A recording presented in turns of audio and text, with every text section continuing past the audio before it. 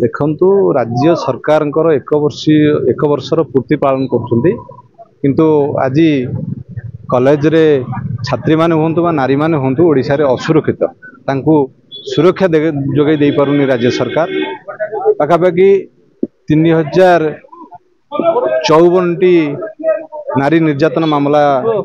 राज्य सरकार सब थाना मामला होइछि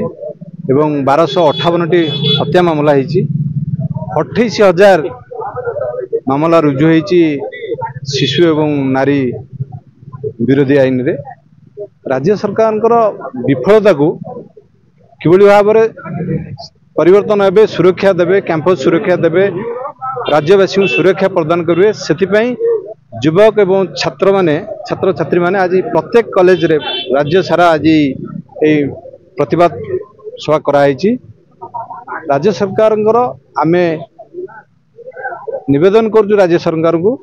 जे को सुधारतु किभली भाव में सुरक्षा देवाई व्यवस्था करूँ। आपण मैंने देखिथे जे अमेरिकार राष्ट्रपति ओडिशार जो गोपालपुर नारी निर्यातना होता छात्री निर्यातना होता से बैन कर पर्यटन को कहीं आसपा असुरक्षित मानुंट ओडिशा को आज राज्य सरकार विश्व दरबार रे ओडिशा लज्जित होइछि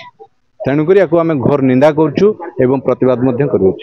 आप मन रखिए राज्य रे सारा देश रे ओडिशा अपराध प्रवण राज्य रे 8 नंबर तालिका रही तेणुक राज्य सरकार को